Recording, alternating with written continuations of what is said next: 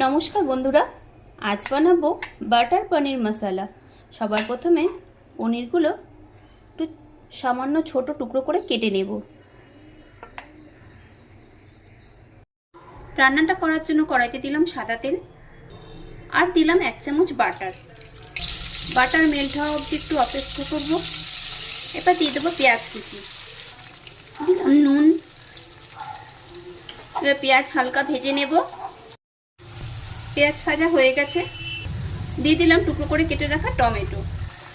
এখানে নিয়েছি আদা রসুন বাটা, সেটাও দিয়ে দিলাম।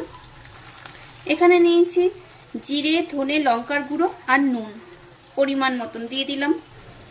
কিছুটা জল দিলাম, নেড়ে ভালোভাবে সব মিশিয়ে নিয়েছি।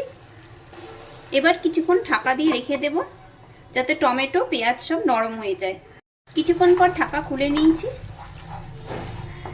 মশলা থেকে তেল ছেড়ে দিয়েছে। এবারে দিয়ে দেবো ফেটানো টক দই আর দিলাম কিছুটা টক দই বাটি ধোয়া জল।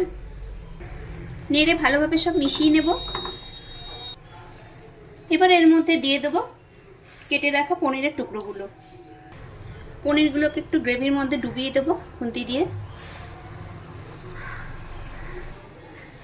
এবার ঢাকা দিয়ে 3-4 মিনিট মতন ফুটিয়ে নেব।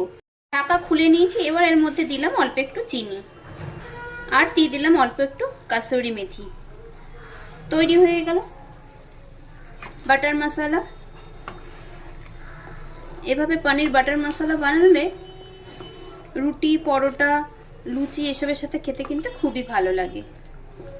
রেসিপি দেখে ভালো লাগলে লাইক কমেন্ট শেয়ার অবশ্যই করবেন। আর নতুন বন্ধু হলে বন্ধু হয়ে পাশে থাকার অনুরোধ রইল। এবার গ্যাসের ফ্লেম আমি অফ করে কিছুক্ষণ ঢাকা দিয়ে স্ট্যান্ডিং টাইমে রেখে দেব, তারপর পরিবেশন করে নেব। পনির বাটার মশলা সার্ভ করে নিয়েছি। এভাবে আপনারাও বাড়িতে বানিয়ে টেস্ট করে দেখতে পারেন। আশা করছি আপনাদেরও ভালো লাগবে।